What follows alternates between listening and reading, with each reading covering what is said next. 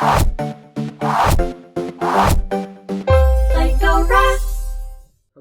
fellow alchemists. Welcome back to our series on Phoenix LiveView. We're going to be continuing on where we left off, and we're going to start to build the creation part of our CRUD app. And the way we're going to start off is just the way I always do, which is start off with a test. Let's create a new file. We call it user new test.exs. And I'm going to define our test module. It should be hello LiveView web.user new test. We're going to be using hello LiveView web.liveCase. Just make sure I got that properly. I'm going to just actually copy and paste this in so I don't make a mistake. We shouldn't need anything for our aliases, but of course we need to have our view here. User new, we're going to call it. So I'm going to go ahead and create that. Go to my lib, our web folder, live folder, create a new file, user new.ex. And I'm going to again copy basically the whole module,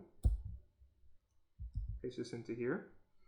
We're not going to need to listen to anything, so we're going to subscribe. I'm going to render the form, HTML, which I'm going to create in a moment. And we're going to need this. And I'm also going to alias user. And I need to change this to be user new to match our test. And we're going to be assigning a change set. And I need to actually create a new function. So if I go into my accounts, when I create users, I'm actually going to be using this register change set, which is slightly different. So what I'm going to do is I'm going to create a new function by copying this, pasting it. I'm going to call it change new user and use the register change set. And I want to check this against some parameters. So I need to actually pass in those parameters, call them attributes. And if I don't pass anything in, I'm just going to pass in an empty attribute. And I'm just going to put this over here. And this should be enough for our accounts. And so when we mount our session, I'm going to change new user. And because I alias this accounts.user, I can now pass in just an empty user, which is what we actually require within this. And that should be basically enough to kind of get us started. And now I need to create our form. So go to templates, user, form over here, form.html.leex, remember that. And what I need to do is I need to use our form4 tag, pass in the change set we get from our socket. And I'm not going to be posting it anywhere, so I'm just going to put in just this attribute. And we need to have two triggers. So one is when we change our form, we're going to want to validate the user. And the other one is when we actually submit the form, we're going to want to actually submit the user. And then we need to have our anonymous function and then end our form. Okay. Now in between here, we're going to have to start to assemble our form. So we'll pass in a label. We pass in the F that we get from our form4 over here. to render a label for our username. We want to render a text input for our username. And then any kind of errors that we get, there's an error tag that is comes from our Phoenix project, which is automatically created for you. We pass in the username. Now we have two more fields that we need to include, and they're pretty much about the same. So what I'm going to do is I'm going to copy this, make some space, paste over here 2 more times. And the two other fields that we need is email. Copy that, paste, paste, and then password. Copy, paste, paste. Now because we have a password, we should use the password input. And finally, to submit the form, we're going to have a submit tag. And we're just going to use the word submit and end it. And that should be enough for us for right now. Now if I go back to our test, what we want to start to do is assemble our test.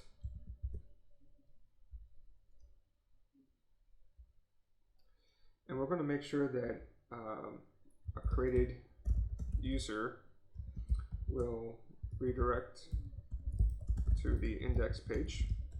If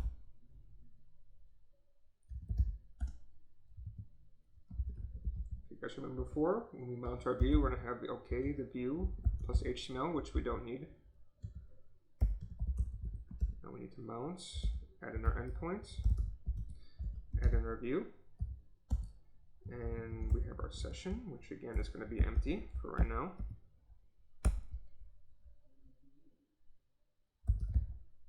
And what we want to do is we want to check when we render a change to our view. When we validate the user, we're going to pass in some attributes for that user, such as an email address.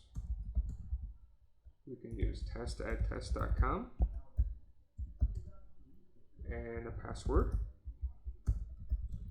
which we can use, say, testing123. And finally, a username. Let's just use test user for now.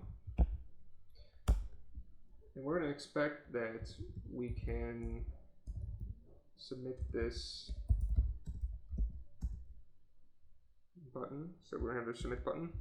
Later on, I'm going to add in a way to disable the button. So right now, I'm just going to make sure that the button is actually still usable.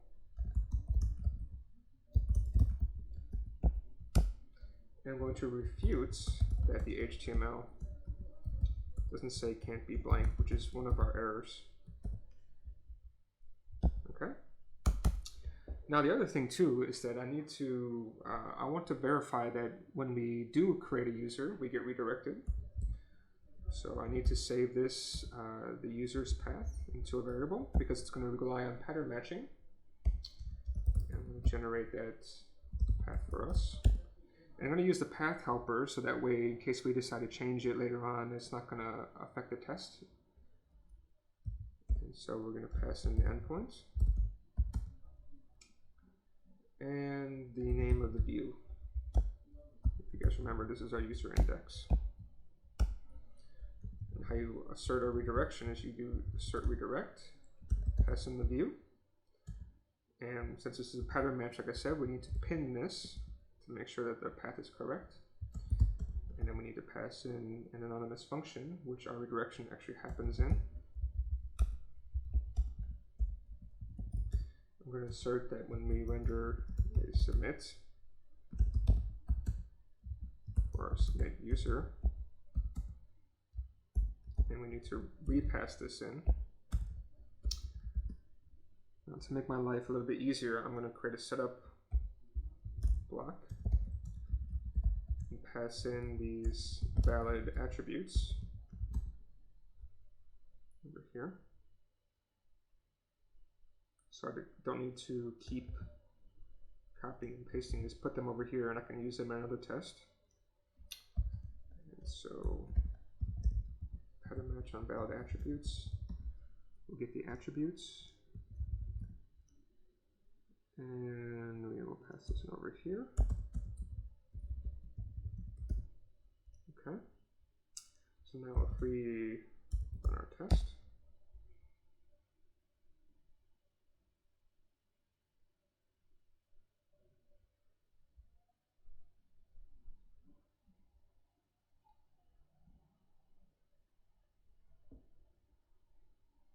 okay, and we have an error, which is perfect. So this is because we don't handle the validate user, as you guys see over here. So it's pretty easy to do. Now we handle the events of validate user. We're going to get the user. We're just going to grab all of the user params that get sent over, just like we do when somebody does a submission over HTTP. And we get our socket. And now what we do is quite simple. We're going to generate a change set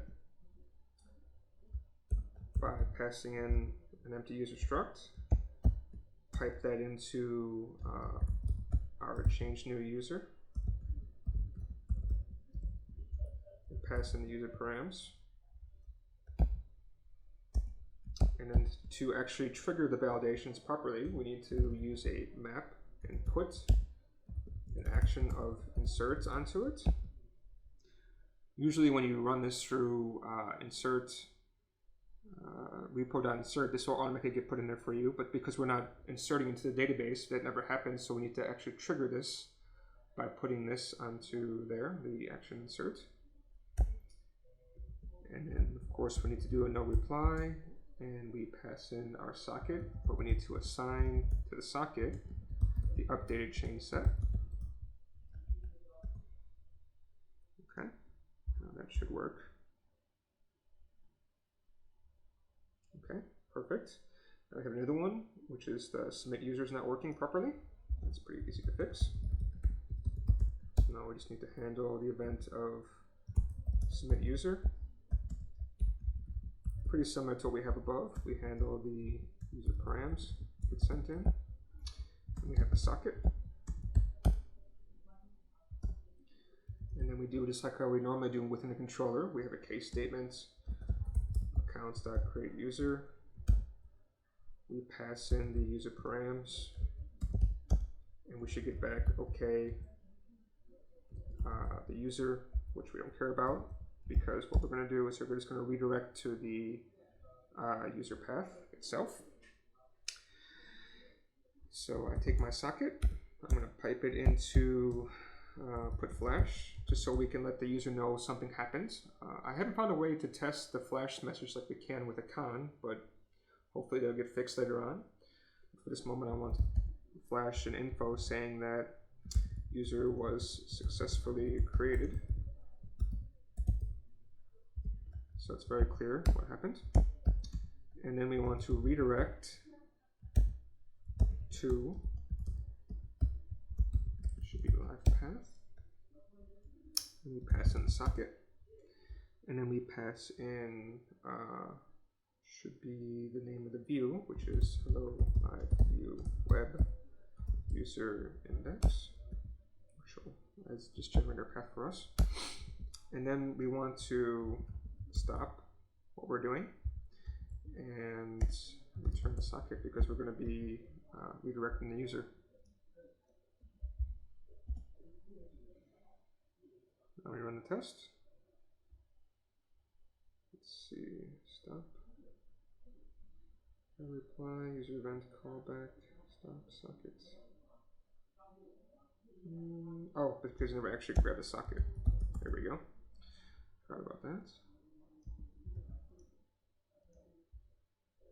Try that again.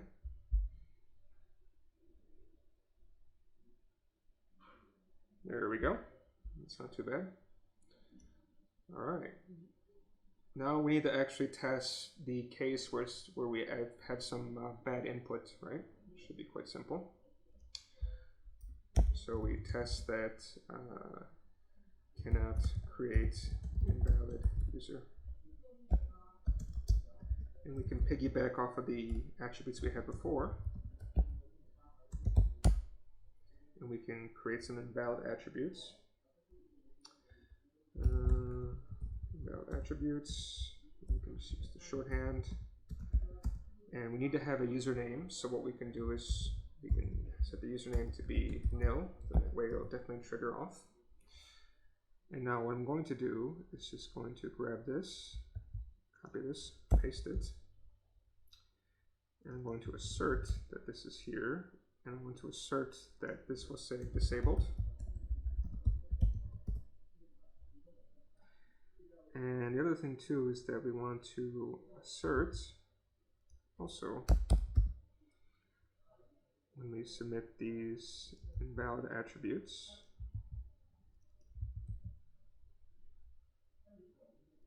that this will have can't be blank. So there's no getting around it. Now when we run our next test, the first part should fail. Let's see, view. Oh, we forgot to actually mount our view, sorry. It's pretty simple. You can just also grab this. Since everything's about the same anyways.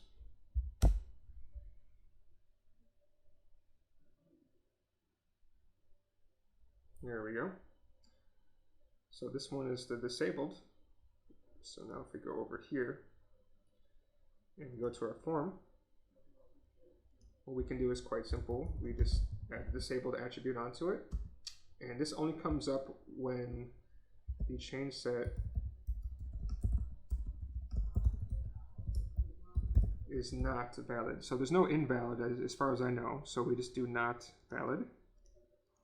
And that should pass.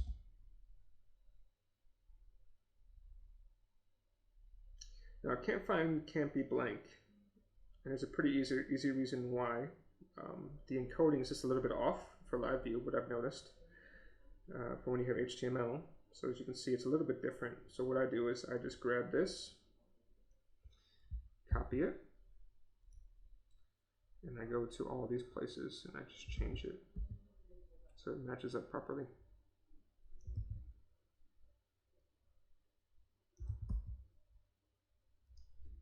Now if we run our test again,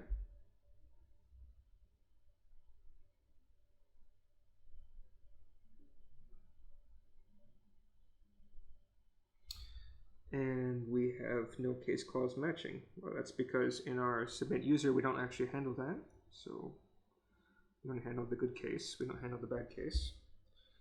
So in case an error in the change set comes back, it should be quite easy for you guys, as you can remember properly.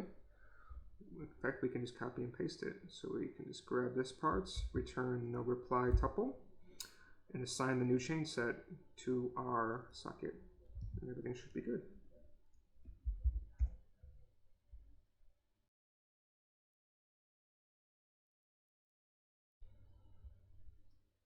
Cool. So everything's working properly. Now we only have one last thing we need to do, is let's just go ahead and try this out in the browser itself. You guys remember, we have to go to our router.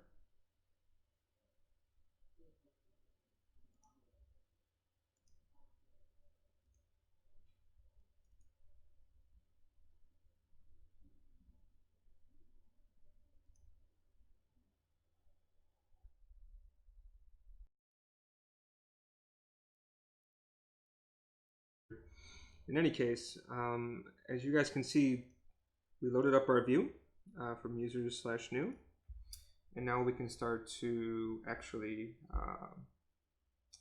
start to insert a user, right? So we have test 1. You see our validations are showing up properly.